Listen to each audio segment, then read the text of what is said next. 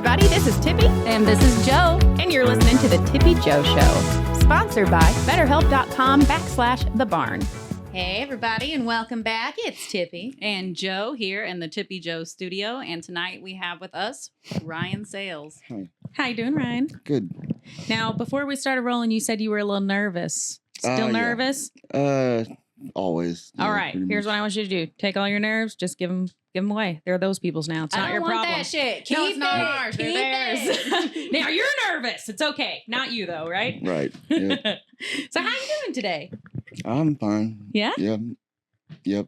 Enjoying the break in the rainy weather with it being Yeah, sun? finally. Yeah, I got to mow my yard, so that's nice.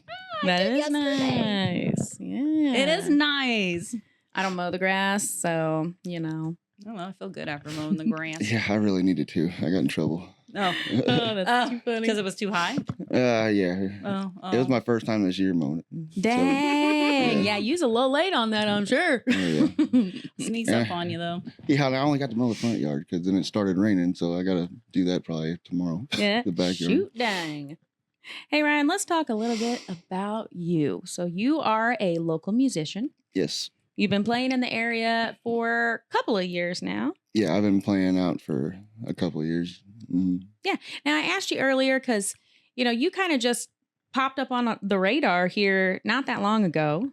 And I was like, when, where, why, when, what, and how? Yeah, I came into it pretty hard and fast, but it's kind of I kind of started. I wanted to play music out, but it kind of took me forever to get to a point where I was like, this is what I'm gonna do, because I always knew I was gonna do something with music.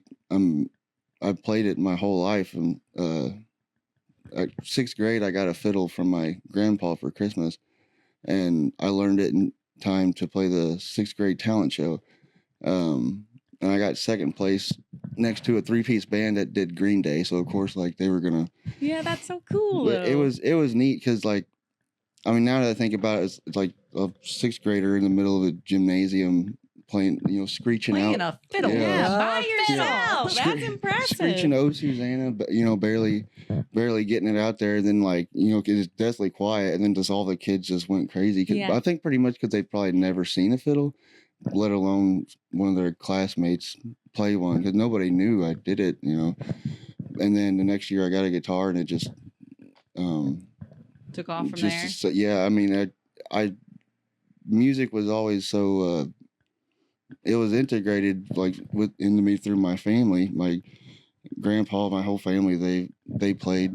My uncle David Sales, he actually still plays. He's in a strings attached band. So they still play gigs and stuff. But my uncle won the Missouri's Best Flat Picker Award when he was 12, I think. That's really cool. So it's funny though, because I've never even played with him. Yeah. And he lives here in Farmington. Oh.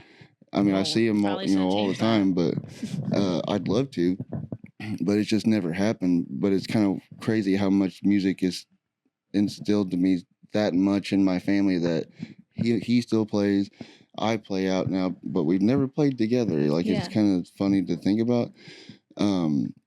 But yeah. What about like at home and stuff? Like, had you ever played together at home, or just not at all? No. Oh, wow. Yeah, no, I've never sat down with the guy. We've never had a guitar in each other's hands at the same time. That's wild. Yeah, when I bought my first Martin, I only bought one because of him. He lives by him. So when I bought one, first of all, I thought I'd be 50 years old when I owned one because they're so expensive and nice. And I played on a $300 Alvarez for years. So when I got one, I took it to his house, and I was like, I thought, he'd get one of his out and he'd maybe play, but he took mine, he played it, and I was like, holy crap. And then he gave it back, and that's when I thought, okay, he's going to get up and go get his. No, he just play me something. I was like, oh man. But yeah, I played, I bought an electric guitar in 7th grade, and I played it, throughout the years and even into high school a little bit. But my sister actually had a acoustic guitar she got for Christmas one year, and I played electric, so you can't practice the electric at night in a house full of people that are sleeping. Oh, yeah. So I would sneak in her room. I would get her guitar, and then like I don't think I ever put it back. Like she always came in like the next morning, like, what are you doing? Like, but she never played it. But anyway, I did that for a long time, back and forth, and then I got Eric Clapton's MTV Unplugged episode. Oh yeah. And I was watching it. Everybody was asleep, and I was watching it one night, and Tears in Heaven, he started playing that, and I was like, oh my God. And I never went back to electric after that. Yeah. I still have it. It's just been a wall ornament since that day, but I never went back to electric, and I like the thought of being able to go somewhere and have your not have instrument to armed plug and in ready. something. Bust it out. Yeah. Yeah, ready to go. Yeah, it just I stayed, played the same stuff on the acoustic, but yeah, I liked that, and I just did that for a long time. I never wrote any songs. Well, I wrote one song when I was 17 or 18, and then didn't write another one until 3 years ago, maybe, I think it was. But it's Yeah, crazy. how do you feel about that 17-year-old one? You still revisit it? Is it a song you sing? Oh yeah, it's I'll remember it till the day I die. It was because the reason why I wrote it. Like I never had any kind of thoughts or intentions on picking up a pen and paper and writing songs at that age at all. And then Kendall May died. I went to school with him my whole life, and he was just like this all-star student, just huge dude, built like a shit brick house. Just, I mean, his nickname was Superman. Like that wasn't just for show. And the nicest guy ever. I mean, I don't think anybody had any problems with him. And yeah, he died when the heroin was a big thing in Farmington years ago. And it kind of, I was doing it too at the time. I mean, everybody I know was, but it stopped the day. Like I had a bunch of guys over at the house stay the night, and one of them got a text message, and it just said that Kendall had died. And like right there, just like looking at everybody, and like me, I was kind of the person that was I was friends with everybody. I wasn't in one single clique. And I had like all the different kind of cliques of guys like in my room, like because they were all, we were all buddies, and it was just weird to think about, like Hit all of you like a Mack truck. Yeah, and it doesn't matter what kind of person you are, because out of all the people that could have died from that, him, Yeah. like, and it really stayed in my mind for a long time, because me and him, we never really had like hangout time or whatever. But there was one night recently, up before he died, Mayberry Cemetery in Farmington. People went there to hang out all the time. It was me, Kendall, and my friend Adam Portell, and we were just us three hanging out, just talking about life and stuff, and it was cool. Just getting to know him real after all the years of going to school with him and stuff. And yeah, and then the next thing I know, like, he died, and I was like, well, that's not fair, like it's not fair, and then it's not fair to anybody. So yeah, anyway, it made me sit down, write the song about him, and then never wrote another one until a couple years ago. And they say that the best music comes from the worst time of your life, and it's funny to think about, because like my life wasn't that bad before, and then Kendall died, and I felt like it was significantly bad enough to write a song, and then the rest of my life wasn't too bad. Well, you were feeling those emotions, and then you put them all into that song. Yeah. And so like I always just played music. I didn't ever sing even. I sang in the car like everybody else, but that was it. And I didn't write anything for a long time, but then I went through a really bad time, and it came kind of unexpectedly, but it came. I was going through a bad time, and then somebody introduced me to Tyler Childers, Love Tyler Childers. Yeah. So I got invited out to go play in a circle of older guys, people that my uncle plays with. And I was like, man, this is what I've always wanted to do. So I was just glad to be there. But anyway, one of them started playing Little Feathered Indians on the mandolin. Mm-hmm. And they got done playing. I was like, what the hell was that? And they're like, you don't know who Tyler Childers is? I'm like, who?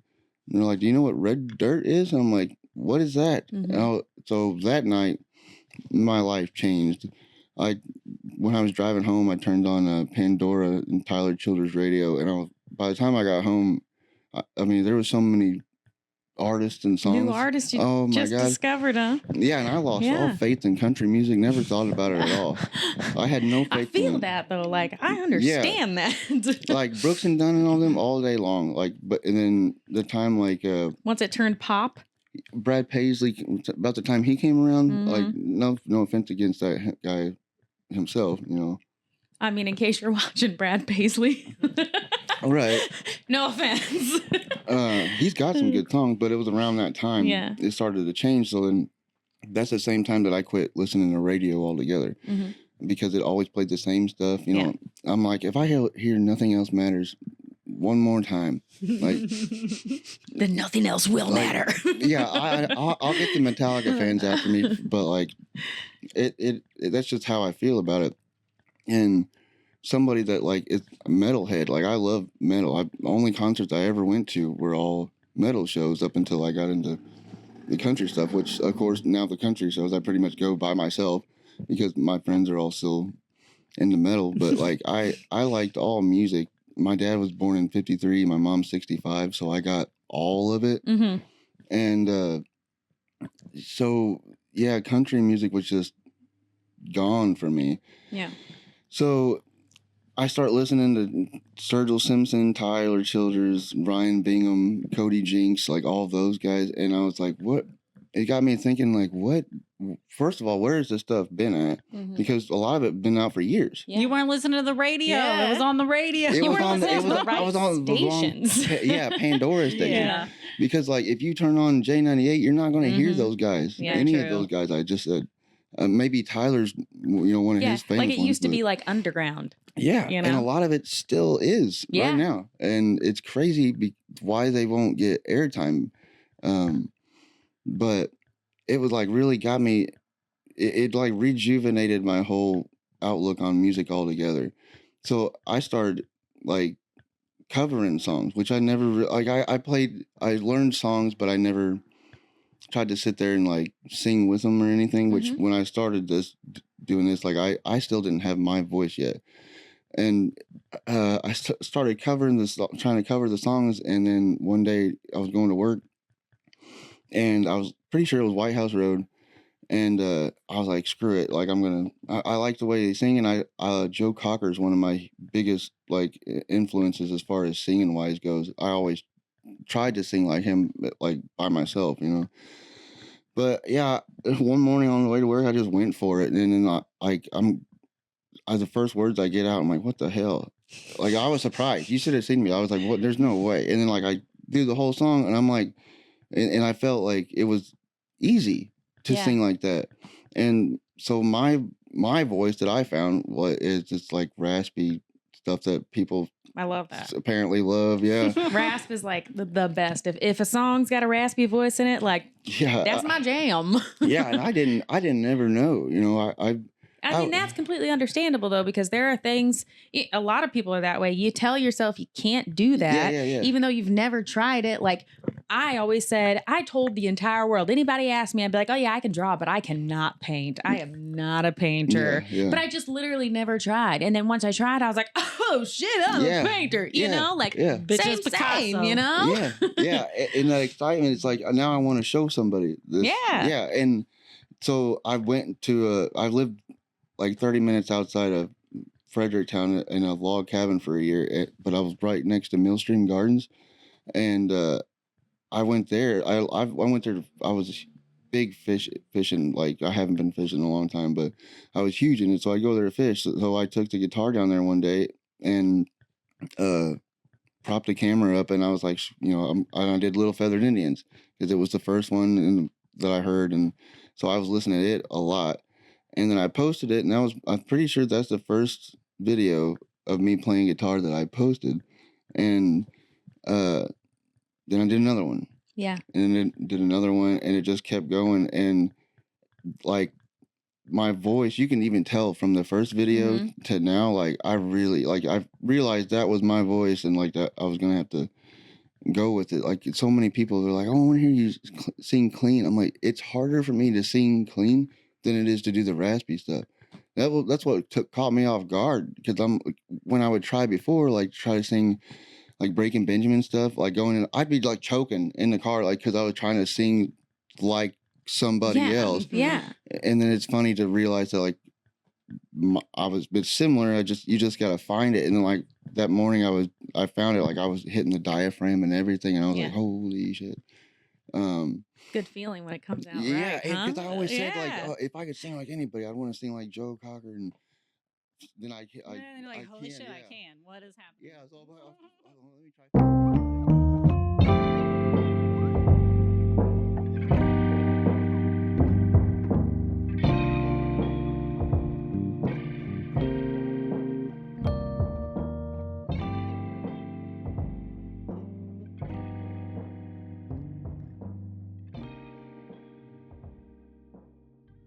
Get super worse, or you know, helped you to not spiral so hard. Having that creative had outlet. something to do. At least. And music, like I said, I always knew I wanted to do something with it, because you know, like you're asked all the time growing up, where do you see yourself in 5 to 10 years? Yeah. And I just always thought that question was just so ridiculous, because like 10 years, how can anybody? Right. Who knows? I can give you an idea of where I want to be in 10 years, but where I'm going to actually make it there. Who knows? Like, I can't tell you, like, in 4.5 years, I'm going to get a lotto ticket, you know, and I'm going to hit, like, so who I mean, especially if you believe in, like, you know, your choices down to the smallest minute detail cause that butterfly effect. So if you're like lettuce or no lettuce today, you just fucking derailed the whole train. I know. Exactly. So, like, the core of that question is more or less like somebody wants to know what your thoughts are your about aspirations. So like my only genuine answer I could ever give when somebody asks me that is something with music. Yeah. I don't know what. I just know, that's a good like, answer. I love it, and like if I'm ever gonna spend my whole life on something, it's not gonna be in an assembly line. Yeah. Like so I just can't. If I'm not happy doing something, I just won't do it. So I always said something with music, and it's funny now that like I feel like I'm satisfied for the first time ever about what I'm doing, because like it's just feels like me, like it's what I'm supposed to do. So is this full time for you now? Like when? Yeah, like I think I'm along, but have you just recently hit like public to like perform with other musicians or on your own? Like it's about 2.5 years ago, I think. Okay. Like the first night at the open mic at the Underground. And then I believe you said you have done a couple with Daphne. Yeah. Recently now I have. Yeah, she we were introduced at the Underground one night. It's funny because like I think it was Christy Trikowski that was like, you guys should karaoke. She should talk, and I was like, okay. So she introduced me to her, and I'm like, what's up? And she's like, hey, and I don't think we said anything. Like I watched her set, and I was like, oh, that's really good. And she watched mine, and I don't think we said anything. But it's funny because I went home that night, and I guess Daphne went home, and she started messaging me like, dude, I love your music. And I was like, well, thanks. Like, I couldn't tell by our introduction, you know. Yeah. Then I was like, well, that's funny, because like I thought your stuff was kind of similar to mine, like the way she sings and everything. Yeah. She definitely got a different style, but I think she's also got that rasp. Yeah. When we play together, it really just makes magic. Everything. Yeah, that makes sense. Yeah. So she was. I mean, she's like. It feels like she's more or less kind of pushing me through a crowd. Like you need to get over there. I like that. Cheering you on, helping and you stuff. out. You know, yeah, because I don't promote myself. I don't book myself. I don't call around. None of that. Every gig I've ever gotten in the last 3 years is from word of mouth. Yeah. And I love it that way. I want it to stay that way because if I'm ever going to get anywhere, I want it to be solely on merit. Yeah. Like, I want it to be earned, and like when I get there, I'm like, if I have something, like I want it to be feel well deserved of it. Yeah. So yeah, I just go off of what other people say because I don't really talk about myself. Sometimes that's not a good thing, Ryan. Well, I mean that's what I'm saying. Here's what I'm a little confused about. Okay, let's backtrack just a second here. So, you said you'd rather get found on your own merit, hard work, and everything, right? Mm-hmm. But it kind of sounds to me like right now you're like on the, well, I just kind of lucked into this one here kind of train. You know what I mean? Like, I feel like going out there, and I'm not knocking you or anything, I promise. No, I'm just asking, you know what I mean? But like, seems like going out there and grinding and doing the work and putting it in and getting your bookings and messaging thousands of people to put your name on that out there. Like, that sounds like, man, hard work and perseverance. You know what I mean? Yeah. So clarify that for me. It's kind of like I knew I was gonna do something, but not what it was gonna be, and it feels like. Are you still trying to figure it out? Well, I mean, like I could see that. Like it's a big, huge, wide music world, and we know there's sharks in it and everything else. And it's like, let me. But the more I go, it's like the more narrow my path gets. Yeah, you know what I mean. Like especially like finding Daphne, and she took me to Iowa with her, and that's the first time I ever played out of state. Yeah, and. I mean, I wasn't even on the card. It was her and another guy. I just got lucked into her asking me if I want to play a couple songs, and I mean, it went nuts. If it's meant for you, it'll be yours, right? Yeah, that's the mindset, right? I love it. Yeah, I love it. And going off what other people say is like nobody's really saying anything bad. Oh yeah. And then like at that night in Iowa, like the guy we were playing with, we were all standing outside with some of the people there. And some guy comes up and grabs the guy we were playing with by the shoulders and then points over at me. And he's like, that guy's going to be famous. And I'm like, stuff like that is like, if that wasn't there and I never got any reactions, which there's always reactions. Like if one person believes it, 10 more might follow suit, and then 20, and it just builds. That mixed with the whole word of mouth. I'm like, once my name goes in their mouth, it's there, you know what I mean? Like I guess if you really think about it, most of the most famous bands in the world probably started from just word of mouth of an underground scene. So sure, you are correct. And if I'm gonna be anything like the guys that I idolize that aren't on the radio, word of mouth is gonna have to be a big part of that. I gotcha. So if it's all happening like naturally, it feels like to me because like this I've always played, I always knew I was gonna play. So when all the good stuff starts happening, I'm just like, I just take it in stride and just go on to the next one. But like it's like it's there. It's all every time I play out, it's like another achievement because I mean, people go out and they play a lot of the same songs. I'm not knocking anybody's set list or nothing.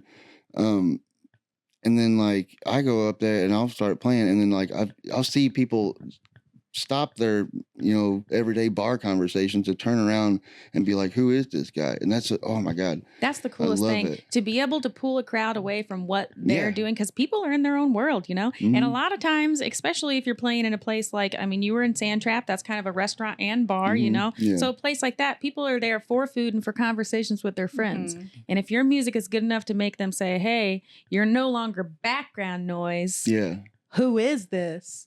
Like, that tells you. So the original stuff, that's when I started thinking about that a lot more, because I don't want to be another cover artist that gets mixed in with the saturated part of it around here already.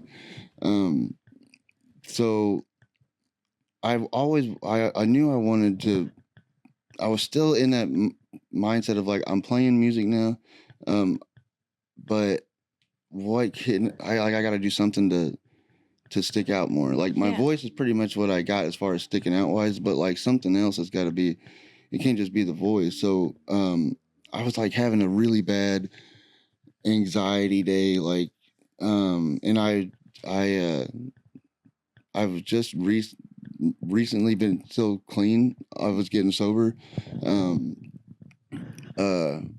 and so my day was like really bad this one day, and so I was like, I gotta do something. So I started getting that feeling again, like I did when I was 17, And so there was a notebook, like a little mead notepad and a pen on the table, and I just started writing, and the whole song came out just all in one go.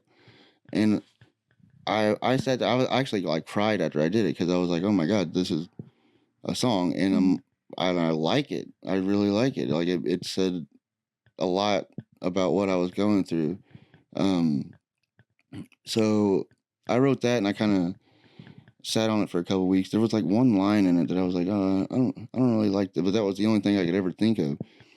And I woke up at like 3:00 in the morning one night and went back in. I went to the living room and I got the paper and ripped it out and then started writing the entire song again, word for word, because I felt like when I get to that line, I'll just know. And it turned out to be my favorite line I've ever written in any song. Oh wow! And I was like, holy shit, this is it. So I sat on it again for a while, and I went down to Arkansas to visit my cousins, and I played it for them over the weekend when I stayed down there, and they liked it a lot. And I was like, okay, that's cool. So on my way back, there's a truck stop in between Arkansas and Missouri, and it's the only truck stop, but I call it my lucky truck stop. I actually wrote a poem thing about it, I guess, being sitting at the truck stop again, something like that. It wasn't really a song. I never did anything with it, but I pulled it in there because I was like, screw it, like I'm gonna do it. And I just had an urge, like I gotta do it right now, and pulled under a pavilion and propped my phone up again, like I did with the covers the first time. And I just played it one go, and as soon as I turned the camera off, there's this guy and his daughter. They were coming from Arizona to Maryland, I think, to take his daughter to college. They walked over to me, and they were like, the dad was like telling me like he liked how it sounded. He's like, oh, it was good. And I was like, that's kind of odd for somebody. I feel like anybody can go out and play music and they don't. Not the first person that hears it's going to walk over and say something about it. Yeah. So I was like, oh, cool, thanks. And they asked if I wrote the song, and I was like, yeah. And the daughter said she really liked it, and she was younger. So I was like, there's the relatability thing already going on. So he asked me what my name was, and I told him, and he's like, oh, yeah, okay. And said a couple other things. And he goes, so but who are you? And I'm like, what? I just told you my name. And he thought I was somebody famous. Oh. And I was like, no way. And I was like, no, this is, that's no way. So I laughed it off, whatever. And then he left and I left. And I'm like, there's no way. It made you think about it for a little bit afterwards. This is as good as I really feel like, you know what? Yeah. Because I felt really good about the song. And I was like, okay, I'll fuck it. So I posted it going down. I'm driving down the highway. I posted it to Facebook, and by the time I got back to he pulled Farmington, over, typed it out, posted it, got back on the road. Yeah, because I wasn't in a hurry to get back to Missouri or anything. Yeah. So by the time I got back to Farmington, it was just nuts how many people commented and liked and shared it already. Blew up, huh? For a small town, like nobody. For me, like it's like 26,000 views. And they right had to like it. You have to know that they did, because people post themselves or stuff every day, and it just gets idly ignored because you ain't got nothing nice to say. Don't say nothing at all. And up until this point, anything I ever posted on Facebook, which I had since 2008, maybe got 36 likes at the most. Yeah. So for me, I was like, what the hell? And the messages I got were just crazy. People that I never talked to in school, people I did talk to, haven't seen in a long time, and random people. And they were all saying the same thing about how proud they were of me, because the song pretty much like vulnerability aspect of it, I guess. It takes a lot of courage to post yourself online singing, especially if you've written the song yourself and you're performing it. Like, yeah, sure. That takes a lot to do that. And I felt good about that, being told that people were proud of me, but at the same time, like, I wanted people to understand, like, that there's also a problem going on that needs looked at. That's what the line that I wrote that I changed that when every time I get to it and sing it, I'm like, if this is where somebody's gonna at least pay attention or start to relate to it. It's like I've had friends that have died that once stood by my side. So for now, just for them, I'll stay and try to survive. Mm-hmm. It's like that. If you don't know what I'm talking about now at this point, that's powerful. Yeah. And so then that whole worst time of your life becomes the best music thing. That started to get to me because I'm like, I don't want to be like sad forever. So I guess it sounds bad to say, but I started like getting as many songs out as I could before. I was tried to you're just gonna I'm gonna milk it and then you're out of here. That's it. Yeah, I've got to use all of this depression. Yeah. So I wrote a lot, and but thankfully, how many songs do you have under your belt that? I don't know for sure. Completed works that you would perform. Well, ones that I definitely have 100% done with music and stuff that I've put on a tablet so I can remember them. 18. Oh, and then, but I don't know how many more. I have so many books at home. Just that's why he's like 18's not that much. I'm like, oh yeah, it is. Well, yeah, it is. I mean, I kind of slowed down a little bit because I don't want to just keep making music and not be able to do something with it. Just have them hanging there. Yeah. If I want to get something moving, which it's okay, I got enough songs wrote. Let's focus on working with these and using these. And exactly. Trying to do something, and so I wrote that song, and I played it at the open mic that I went to for the first time, which was the first time I was going somewhere to play out in front of a crowd.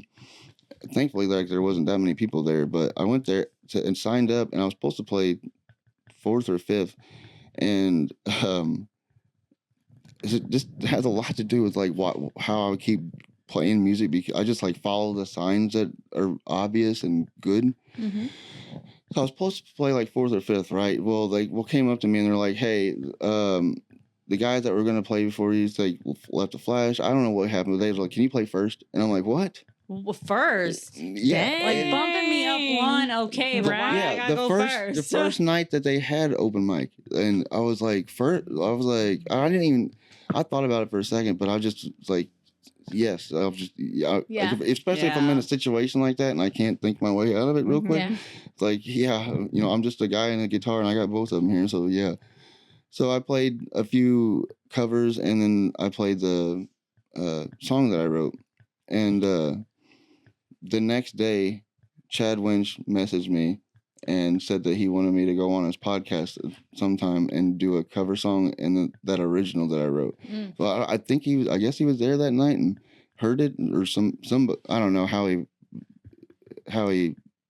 heard of me, but I mean, that was one night. Yeah. One night, maybe 5 songs. Yeah. And I'm like, what the hell? I'm like, surely it's not like this for everybody.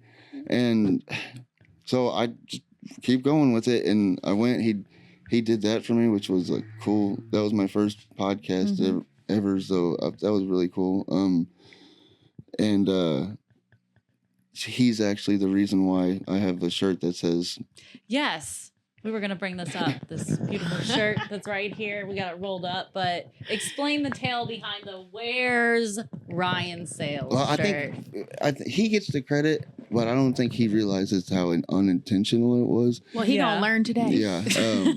I'm pretty well known for being, noticeably late for things. Oh. Yeah. So you might want to work on that for future bookings. Okay. Yeah.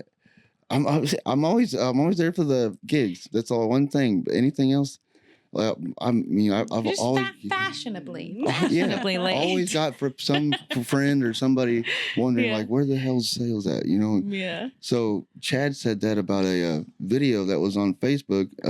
I was there, but I wasn't of me playing. Yeah. And he just says, "Where's Ryan Sales?" And I was like, and I don't know how it went from that to it needs to go on a t-shirt. Yeah. But it happened. And so I did that, and that's my thing now pretty much. Like, that's awesome. I love it. Yeah, kind of sticks. So, what are you going to perform for us today? I've got a song called Middle-Aged Man that I wrote. Yeah. You're like smirking with that one. Well, like... I mean I don't hate it, but every time I play it, people ask about it the most. Yeah. And so I figured I'd do that one. It's a sad song, which was the name originally, a sad song, and somebody's like, "Oh, you got to change that." Like, so I was like, "Okay." And Daphne actually came up with a middle-aged man part of it. It's just like, what correlates with sad song? Middle-aged man. Yeah, that makes sense to me. The more I play it, the sadder I get. Yeah, that's too funny. Yeah. Well, we want to thank you, first of all, for coming and hanging out with us today. Oh, yeah, giving us a little insight to your life and your journey and how you came to be. We definitely appreciate that. We are going to be rocking our Where's Ryan Sales shirts for sure. Cool. Yeah, it's pretty awesome. You ready to get down to music? Sure, yeah. Hey, before we do, though, two things. For one, I just want to say we are very proud of you for being sober, for getting sober, for taking that step, and for sticking with it. So that's awesome. Keep on keeping on that. And for two, tell us where we can find you on social media. I'm pretty much on everything. Stuff goes on Instagram, but it's just through Facebook. Yeah. But TikTok is done pretty well for me. And you're at Ryan Sales? The Ryan Sales. Oh, the Ryan Sales. I was like, when I typed that out, I'm like, people are going to think I got an ego. But he's like, Ryan Sales was taken, okay? They're selling stuff. There were so many other Ryan Sales on TikTok. Yeah. And I was like, I never even thought about that. Yeah. So I was like, okay, what about the? And do you know it's another coincidence of if it's meant to be yours, though? Because the Ryan Sales is probably the best other go-to option you could have had. The Ryan. You're like the Megan Stallion, Megan D. Stallion. Yeah, I didn't think about that. She's pretty popular, huh? Yeah, look at you now. Love it. All right, well, thank you again. Say goodbye to everybody. Adios. This is a song called Middle-Aged Man.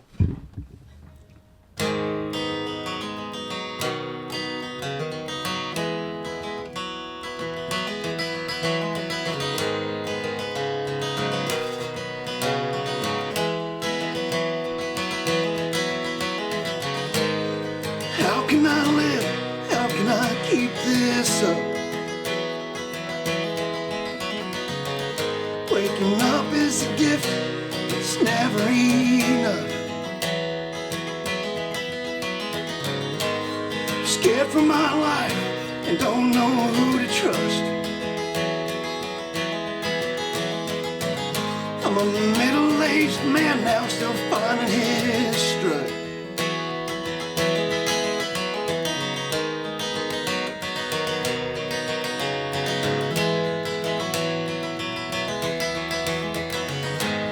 I know it's cliche, and you hear it all the time.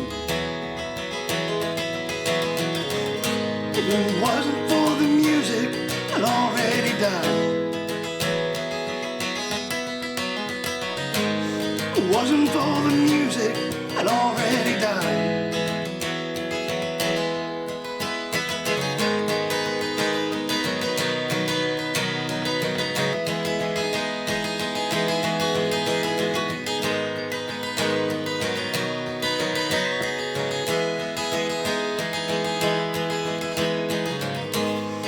I never once laid eyes on the ocean. Too many jobs with depression in motion. I've seen happiness and I know it exists. Only in my memories, the ones that I miss.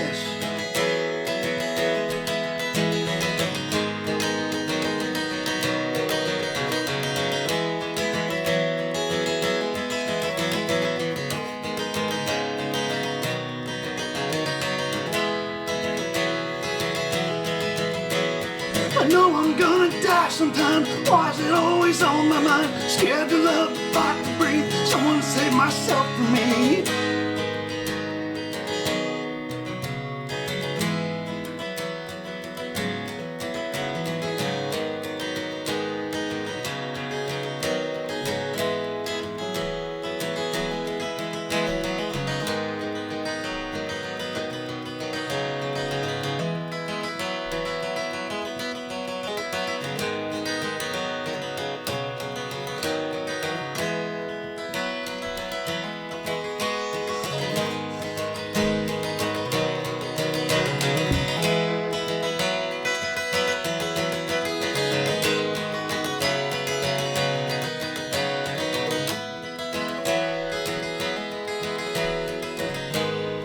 How can I live? How can I keep this up? Waking up is a gift, but it's never enough.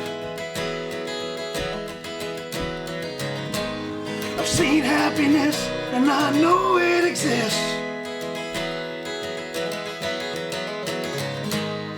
Only in my memories, the ones that I miss. Only in my memories, the ones that I miss. Only in my memories, the ones that I miss.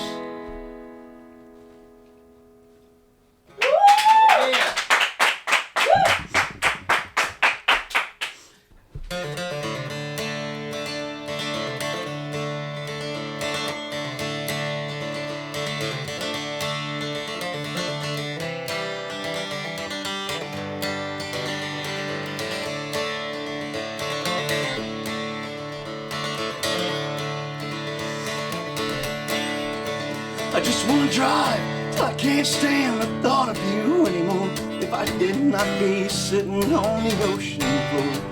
Just wanna run from the thoughts of us before. If I tried and I died, wouldn't make it back home, that's for sure.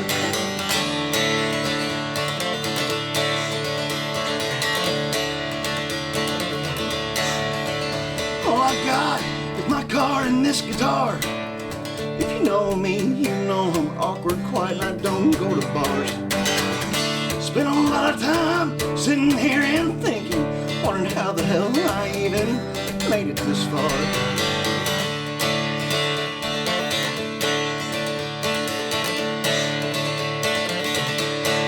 Somebody needs to take this life down to the river and change my mind.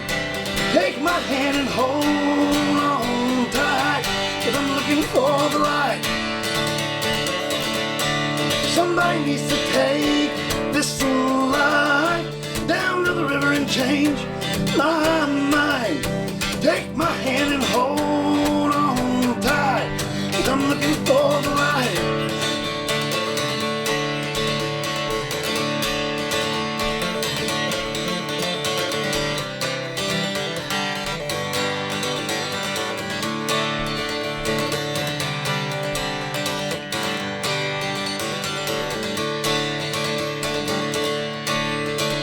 So hard to face myself, so I took my heart and put it on a shelf.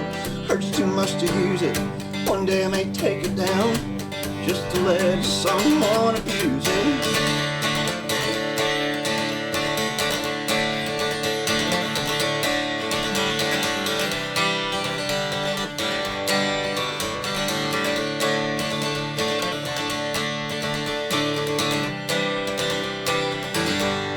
Somebody needs to take this life down to the river and change my mind. Take my hand and hold on tight, 'cause I'm looking for the light. Somebody needs to take this life down to the river and change my mind. Take my hand and hold on tight, 'cause I'm looking for the light.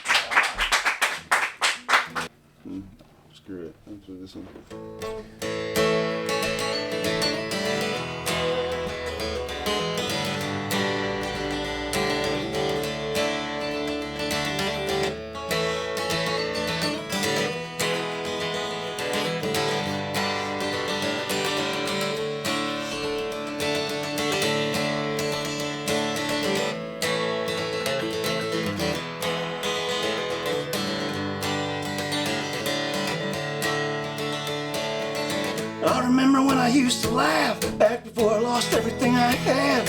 Now I hear you screaming in my sleep. Look what you did, how could you do this to me? Well, I was strung out, all I could see was red. Took all I had just to get out of bed. Had no self-control. Don't know how I got so low.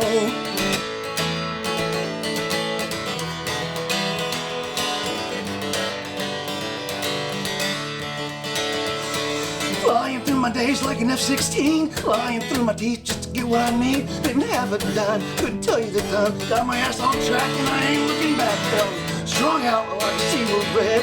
Took all I had just to get out of bed. Drove down a dark road, let me know where to go.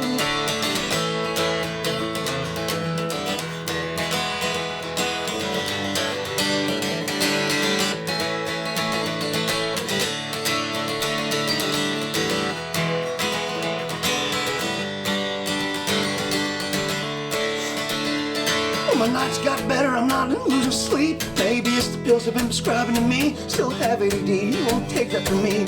Maybe not quite the way I thought it would be. I was strung out, all I could see was red. Took all I had just to get out of bed. I had no self-control. Don't know how I got so low. Strung out, all I could see was red. Took all I had just to get out of bed. Drove down the dark road, let me know where to go.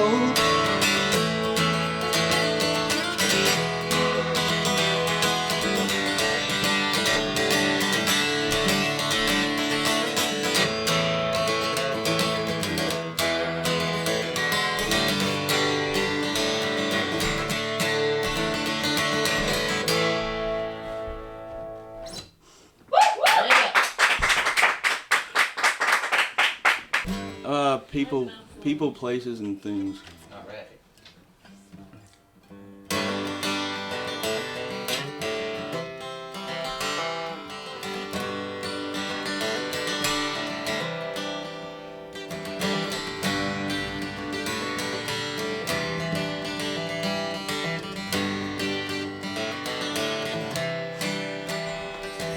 I told you that I didn't have any tattoos.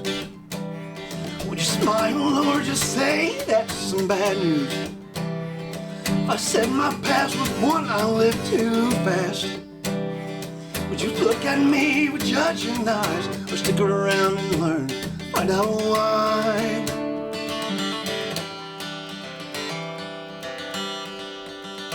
Find out why.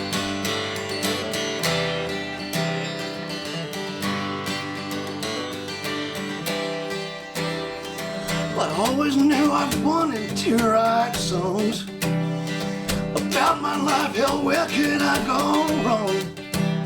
Till I hit the roughest patch I'd ever seen. Sent me flying through another person's dreams.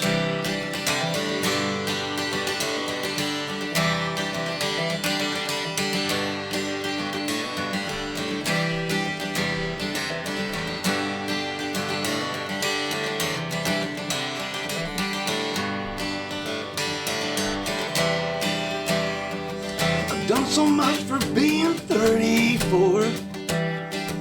Hell, I'd say I'd seen even more. Certain people, a lot of places, but I'd take back so many things. So many things.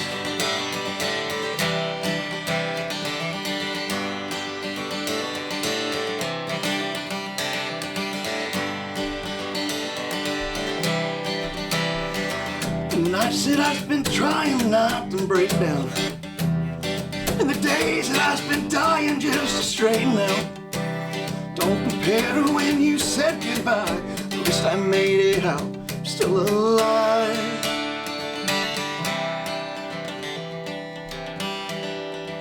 Still alive.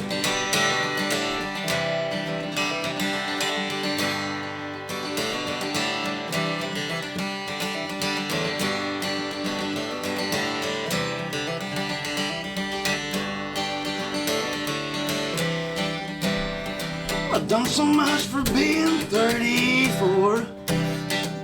Hell, I'd say I'd seen even more.